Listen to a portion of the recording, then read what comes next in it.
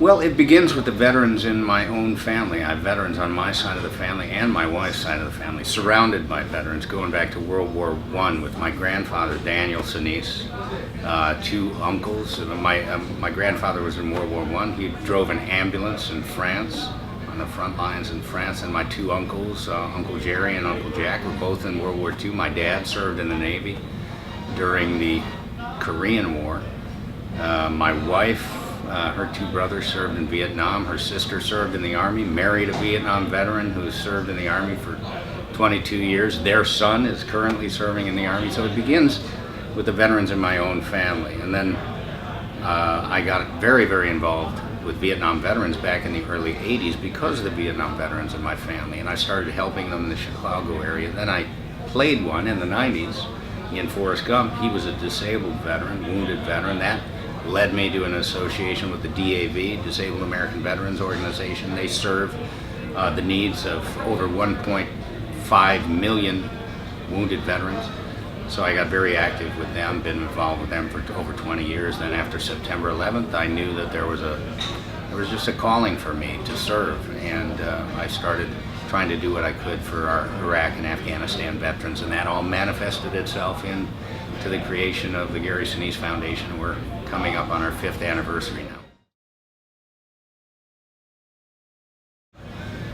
Well, we've tried to put our hands on as many issues as we can, from mobility devices that we provide for someone who's missing arms and legs. That would be a motorized wheelchair or something like that. We adapt vehicles to people that are missing limbs. Families that need extra assistance with their wounded veteran, we provide specially adapted housing. So we'll refurbish housing to make it more accommodating to somebody who's been injured, and we also build homes from the ground up, designing a technical smart home. We put all this smart technology into these homes. If you're missing both your arms, both your legs, you've got a traumatic brain injury, something like that, you're going to have challenges for the rest of your life. So we want to build what we call these forever homes for many of these families that will live in these houses well into their senior years. And these homes are specially designed just for them. It makes their life more manageable. It allows them to be more independent within their home. And if they're independent, their family becomes more independent. So we just try to give back to them. They've given a lot for their country, and we want to help them.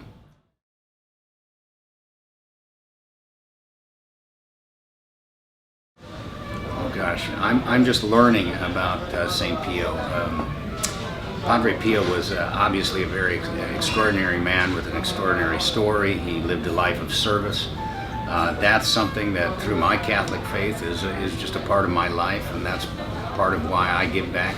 He was very influential and spiritually strengthening to so many of the GIs after World War II. He was obviously an extraordinary man. To receive this award from the St. Pio Foundation is very meaningful to me, and I'll just keep trying to live up to it.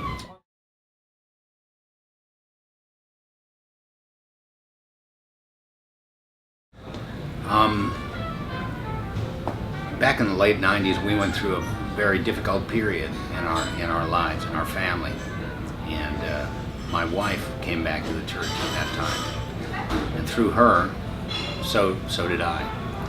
It took me a little while to kind of be confirmed and go through the process, but I remember it's during September 11th, and when I was feeling such pain, as we all were after that terrible day, how consoling the church was and how helpful it was to our family, not only because of what happened to our country on September 11th, but through a lot of different challenges that we were facing just as a family at that time.